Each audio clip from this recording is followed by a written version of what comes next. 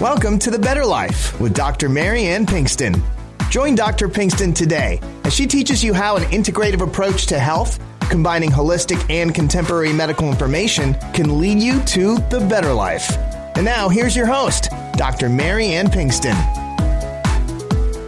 Good morning, everybody. I'm Dr. Marianne Pinkston. This is The Better Life with Dr. Pinkston. And today I have a fantastic guest. As always, I have Dr. Tina Koopersmith, who is a greater than 30-year OB-GYN. She's worked very hard for some time now. Physician, coach, speaker, has written a book, a best-selling book, and has a podcast of the same name, Your Healing Playground. Our focus is on women's health, longevity, and wellness, prevention, and sexual health, which I'm hoping we can touch on today. A topic that's a bit voodoo, coming out and getting better and better, but we're going to do it this morning, and I'm so glad to have you. Thank you, Dr. Tina. Good morning. Good morning. I'm so glad to be here. And, you know, it's funny. I'm like a kid in a candy store. I get to talk about sex. Wow. Yeah, amen. I love it too. And really, the topic is still kind of under the table. It's not like, I think women are getting better and better about sitting around and talking about what they're experiencing and sharing and learning and all. But I'm so grateful it's kind of floating to the top now, and we're able to open up this discussion and visit about it. So I'd like to hear a little bit. I know the audience would like to hear a little bit about you and your background, how you came to be. Please fill us in. Thanks so much. So I've been a physician for my whole life, but I feel like I actually was born a physician in that I was raised by a surgeon and a teacher. So very much, you know, lived in the Western medicine model of care and healing. And then in my later years, you know, the last 10 to 15, maybe longer, I think something in my soul was like, wait, there's more than just this one way to heal. All around the world, there are all these healing methods for years, Ayurvedic medicine and Chinese medicine and indigenous medicine. So I went in the whole integrative medicine field. And I'm also,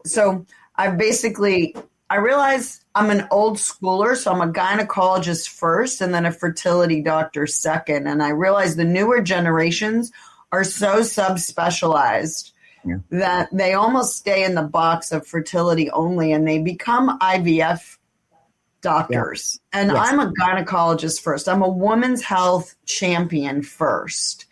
And I realized that does make me a little, maybe a dinosaur, but I'm an old and very youthful dinosaur at the same time. And I am seeing changes, you know, in the younger generation willing, let's say, to talk about other forms of healing and sex and all that. So I've been a physician for forever. I'm a mother with 3 boys, and I joke that I didn't know how to do braids. So, you know, I knew how to do sports. I wanted to be a boy when I was little, and I got my 3 boys.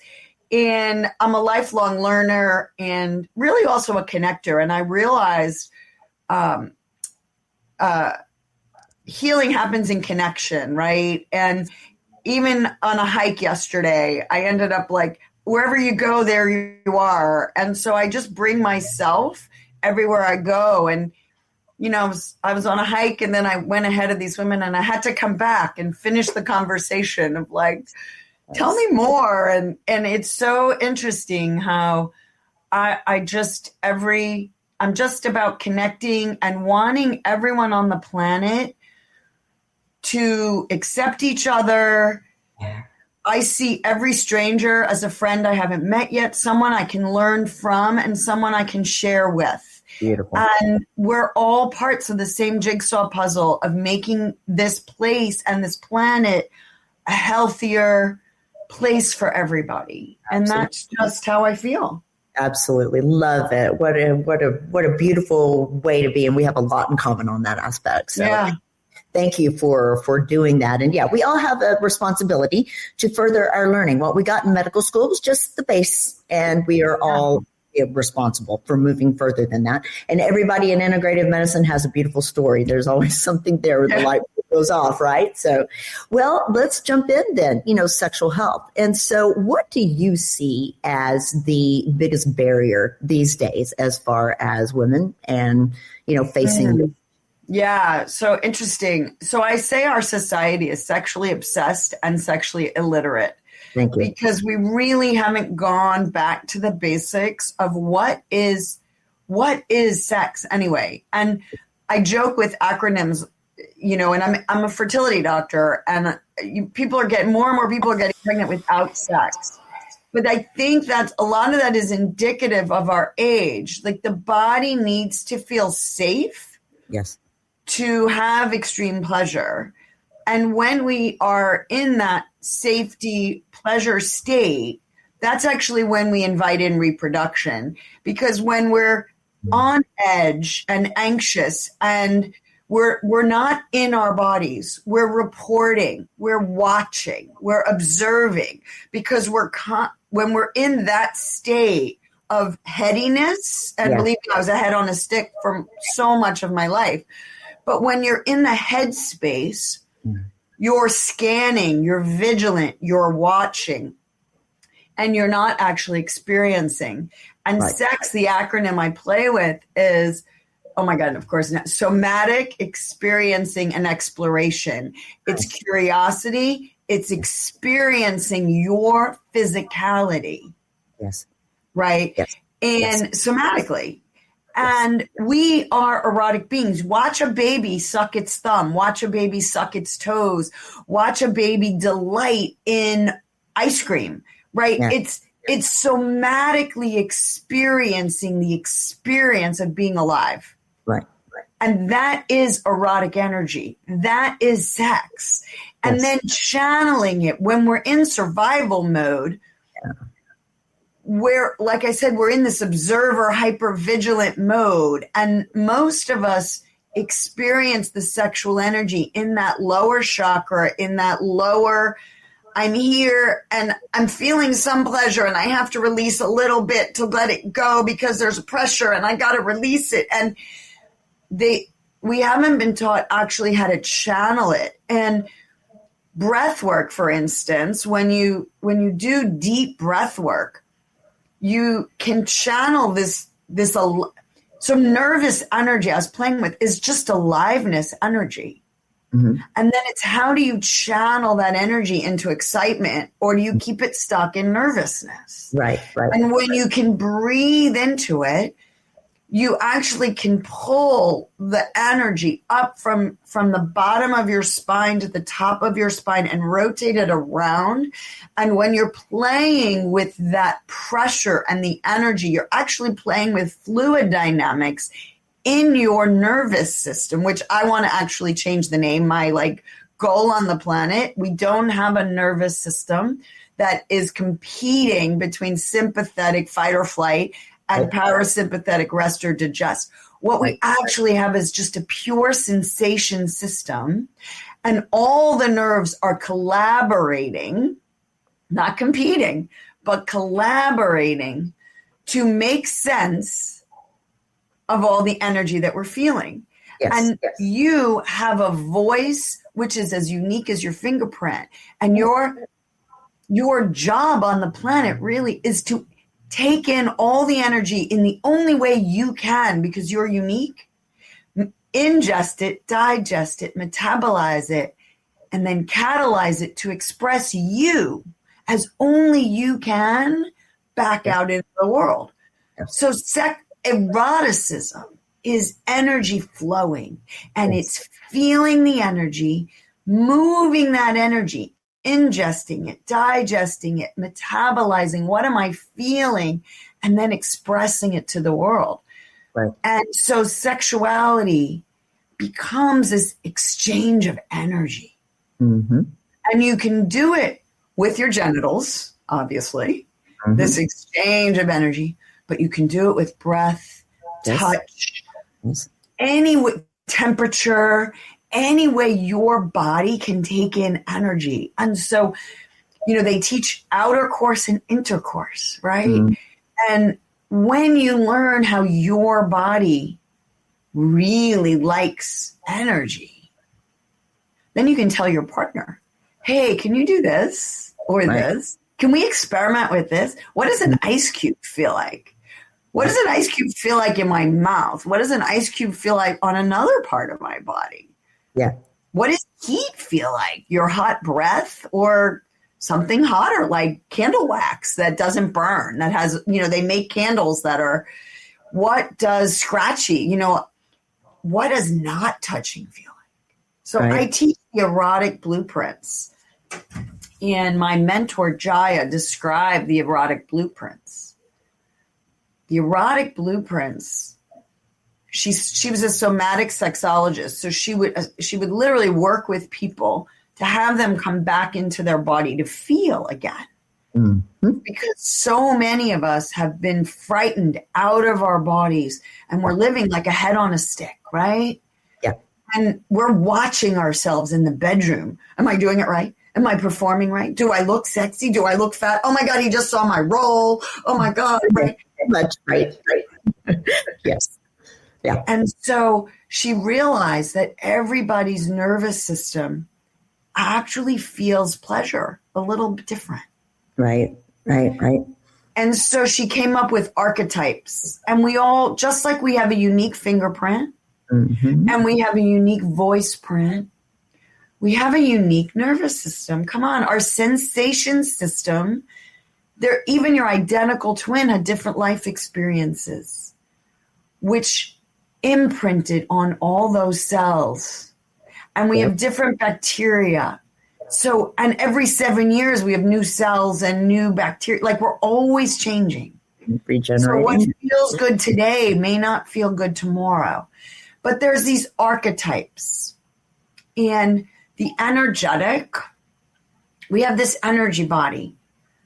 Our heart radiates energy 3 feet beyond our body. None of us are taught that.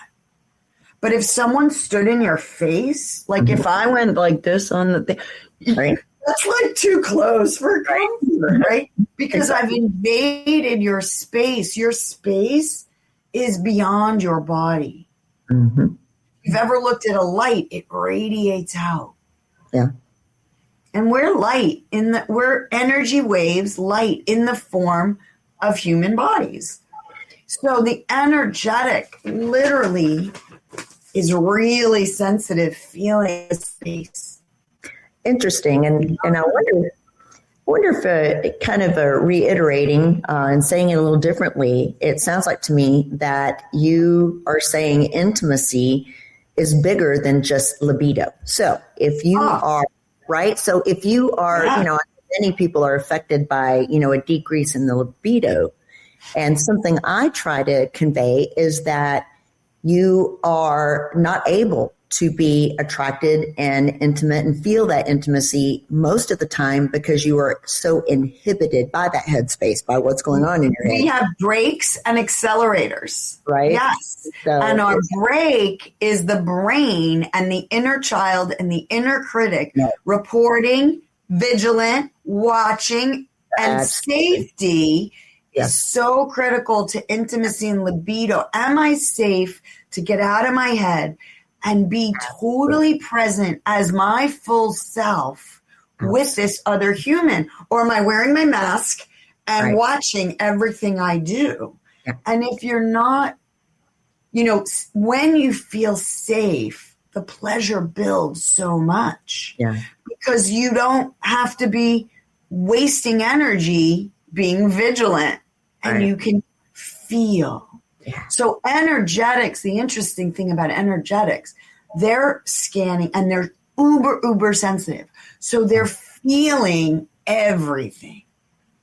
Now they need to take life much slower than other folks. So they get really excited about anticipation, longing, tease. They're seeing the person at the other side of the room and making eye contact and like, oh, I can see into his soul. I think there's something. I'm connecting on this person on a different level, like, whoa, right? And there's this level of attraction.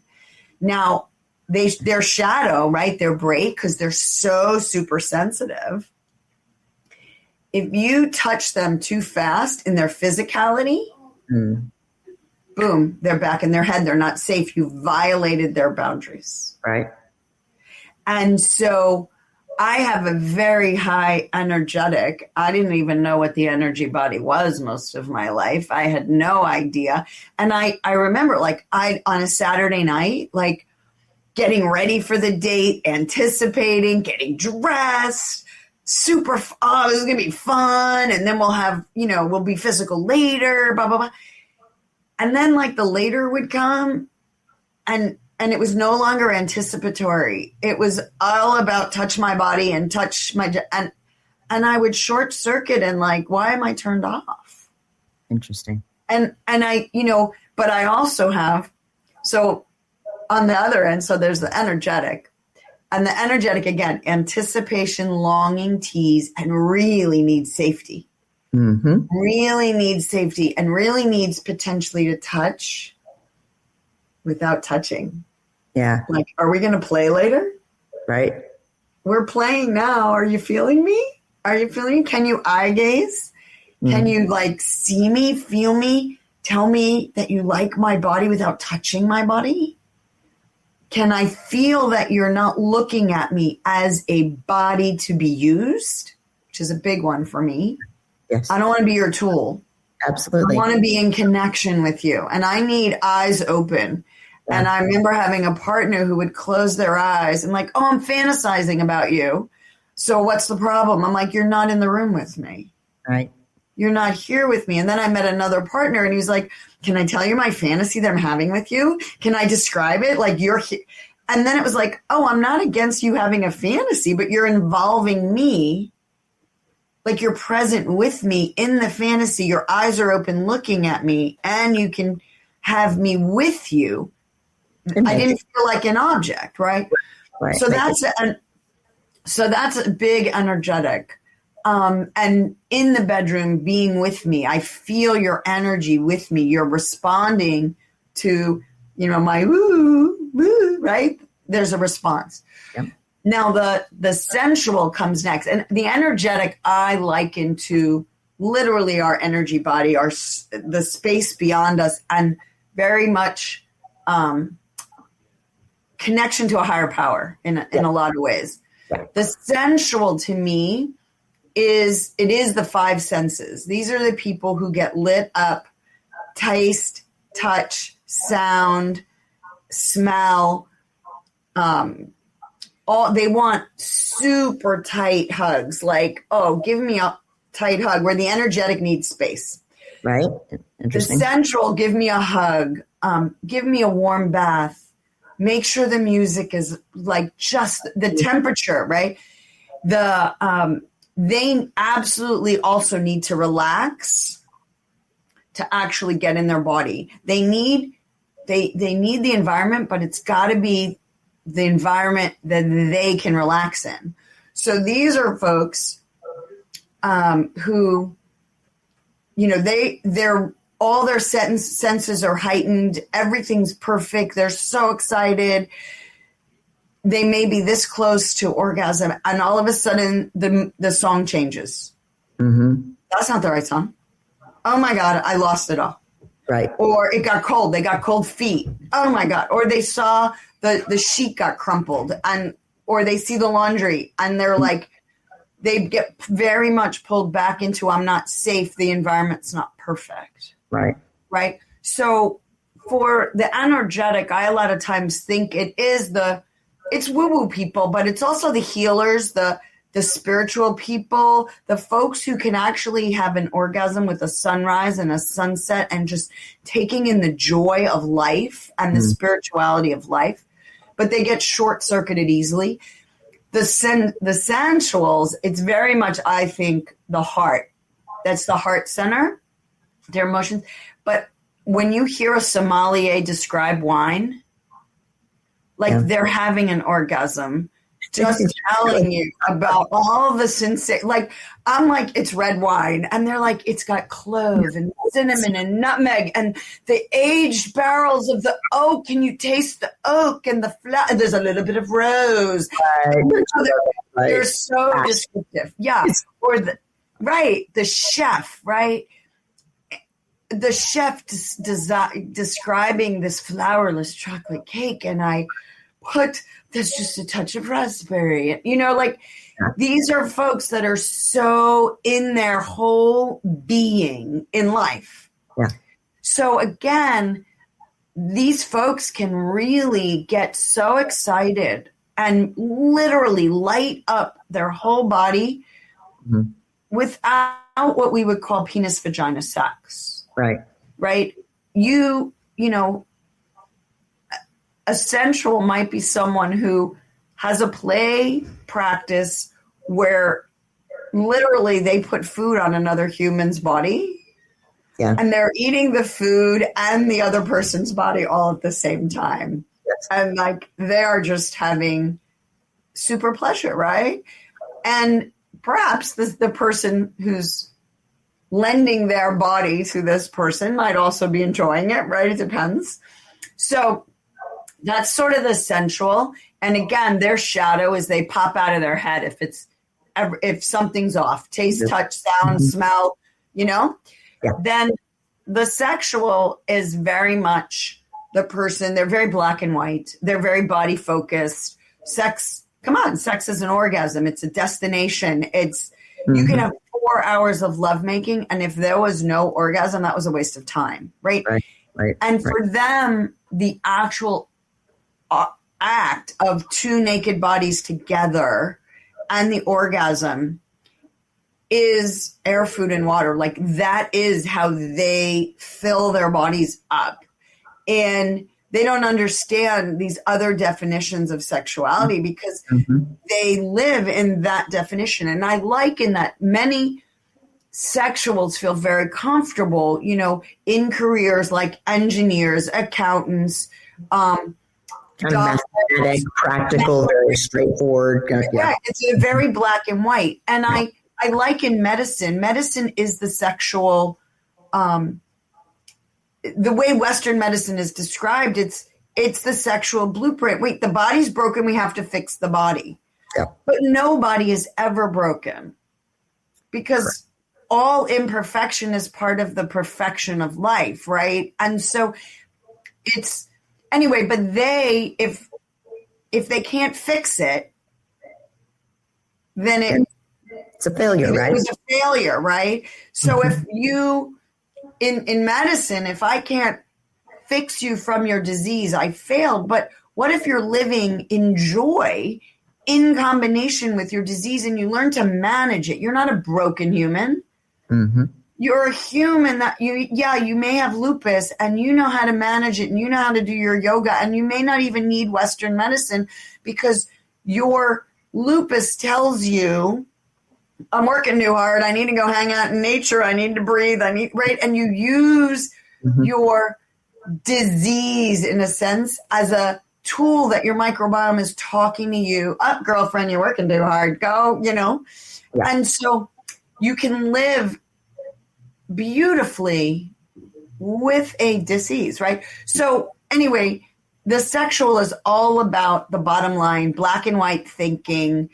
There's a means to an end, and they're very much love naked bodies, which is beautiful. Naked bodies are beautiful. They're not dirty. We came here, I think, as spirits to experience the physical body. Yes. So that's the sexual. The kink, that to me is the mind. The sexual has sex from the bottom up. Like, I see that naked body. I want to touch that body. I need to be with that body. And then once the attraction, then they'll get to know you. Then they'll get to know your heart. Then they'll get to know your spirit. The kink actually starts in the brain. Like, how can I create a scene that would really turn me on, right? And then I'm going to find the human that's going to be the props in the scene. And then I'm going to connect to them heart to heart. And then finally the bodies are going to get together, right? So it's top down, but they get turned on by everything the taboo, everything they're pushing the boundaries. And I think in life and careers, they're your writers, your directors, your entertainers, the people that break the rules, the innovators. They're like, no, this is the way life was 1.0. I'm going to make life 2.0. And they're always pushing our boundaries, right? And we need people like that. There are explorers, right? So again, why am I mentioning careers with this? Because your life and your health is an energy exchange, and sexuality is how you bring eroticism and pleasure and sexual energy to enjoying your experience on the planet. Right, so if you know how your nervous system gets tweaked and turned on, and you pick a career that raises your pleasure, then when you're working, you're playing, right? And so, your body budget of energy is not drained by going to work 24/7. Exactly. Finally, the last archetype is the shapeshifter. The shapeshifter is me. And that's why it was so hard for me to understand, because I'm a human for my whole life. You're too much. You're too big. You're too everything. You need to do too much. Pick a lane, pick a niche, and the shapeshifter can get pleasure with like the energetic, like the sensual, like the sexual, like the kinky, but they actually need it all to feel satiated. They literally need it all. And they're very good at being a chameleon. So like even for me to go from Western medicine to integrative medicine, right? Like I was in a box. For me, I was only living in one of my pleasure centers. Yeah. And I was like, something's off. Right. And I was working so hard, right? And I needed to bring my athleticism back. I was running back to me in my 40s because it was like all of a sudden I was a mom and I was a doctor and I was a wife and where was me? Wait, I'm the one who, I was the kid in high school that did everything and the kid in college who did everything. And all of a sudden I was doing everything, but I was doing it for everybody else. Exactly. Right? Exactly. And so it was filling me up, but not completely because it wasn't me. And so the shapeshifter needs to really understand that they need to fill up all their buckets and they need to play in all their buckets. And they can feel really burnt out when they're stuck playing in one blueprint. And so two humans in an intimate relationship nobody's really sexually incompatible if they are open and curious and willing to truly be a yes and not an either or human, and learn that your sensation system is different than my sensation system. My reality is always going to be different from your reality. What showed up for me the other day, it was really funny. I was waiting for my mammogram, right? And I wanted to avoid traffic, so I drove early.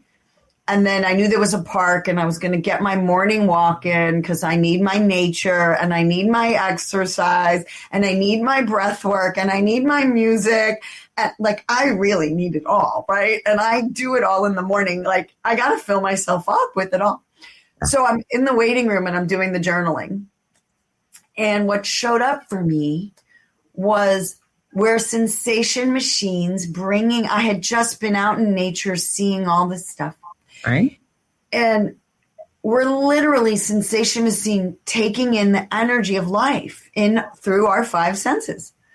And then the brain is sensing our senses. Right? Yep. So our brain is just the integrator of all that we're feeling. It's not the king, it's the integrator. Right. It's collaborating with the entire sensation system. So our brain is making sense of our senses. Yes. Right? And then I'm playing with the word nonsense, which is the opposite of sense. Yeah. And I'm like, wait, there is no nonsense. It's just your sense versus my sense. Right. Right. Oh, if I'm in the either or, not the yes and, this is my sense. This is my reality. This is reality. No, this is your reality.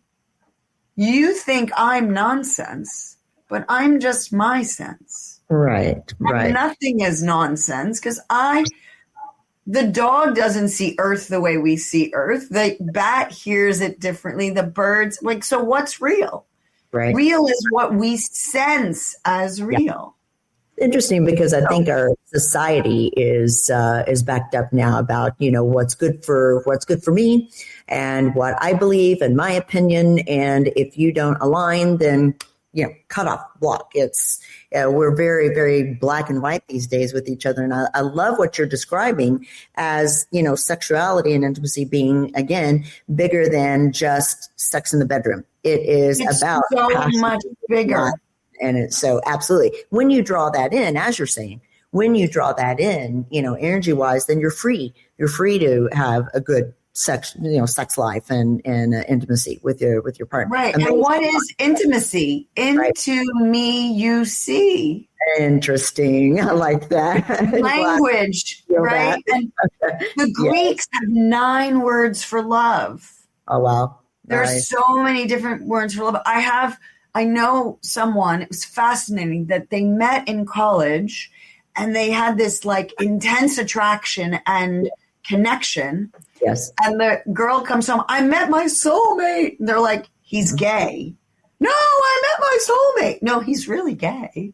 Yeah. Right. And 20 years later, he was gay and she wasn't. And 20 years later, they came together and now they're intimate through breath work and touch that has nothing to do with their genitalia. Right. They connect on a spirit level, right? Whoa, that's really cool, right?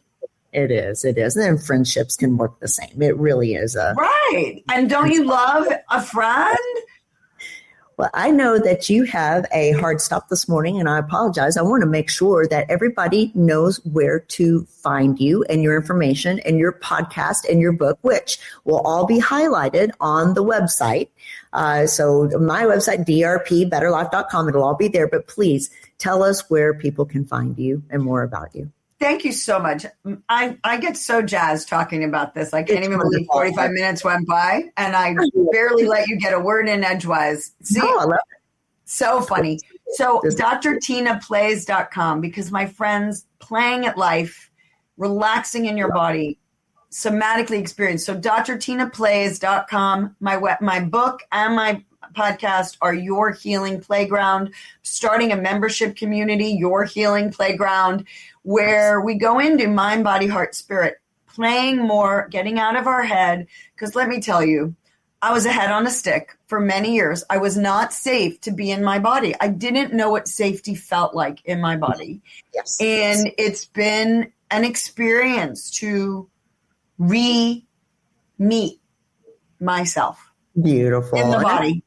I think we're all there. I think we are all, and I think about that age of 45 or so, I see with women, kind of we take that on. We suddenly discover that we are human and we do have needs and we should start fulfilling them instead of taking care of everybody else. And so a lot of people find a second marriage, a second chance at life at some point. Yeah. That's what happened to me. And do that. So this explains a lot. And I appreciate that so much. Well, and we've been programmed to be there for, we are creators of life. We create civilizations. Right. The creator invested us as being the creators. We create life. Yeah. And we're the one human, we're the reminder on the planet that life is finite. Yes. Every time we get a period, we might die. Every time we're pregnant, we're risking our life. Yeah. But then we get this critical time in our life where we can no longer create life. So we have to create ours. Right. And we are the reminder for the planet that life is finite. Take back it. You can't, human women cannot create new life for forever. So we get to create ours. That is well said and well thought out. Lovely. What a nice thing to think about. Thank you. That is wonderful. And it's our job. It is our job, isn't it? Create your life. It's your life. It's your play. Make the choices. Absolutely. And do it with pleasure. Absolutely. Oh, wonderful. I appreciate you so much for bringing all of this to light today. I think this is great for the audience, and I thank you. And I know for those we didn't have, usually I'll run a commercial in the middle. I'm going to let that run at the end and ask people please stay and pay attention. Magna Pharmaceuticals, who is my sponsor, and love it. So Magna Pharmaceuticals. I'm going to celebrate them today. All right. Appreciate it, but I appreciate you. It's been an honor. Thank you. And I appreciate you. And we're going to have you on my podcast. And for now, I do need to sign off. So thank you. No, all good. Namaste.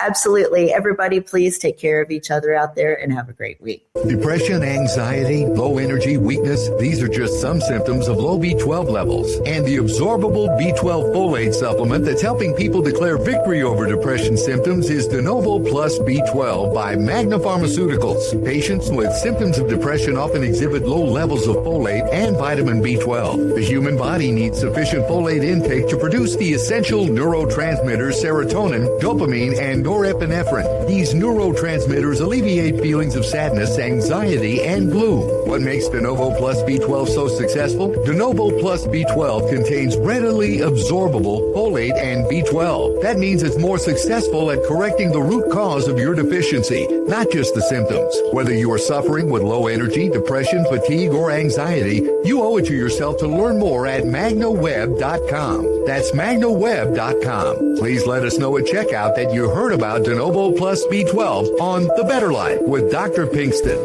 You've been enjoying The Better Life with Dr. Marianne Pinkston. For more information, go to drpthebetterlife.com. That's drpthebetterlife.com. And listen next week for The Better Life with Dr. Pinkston.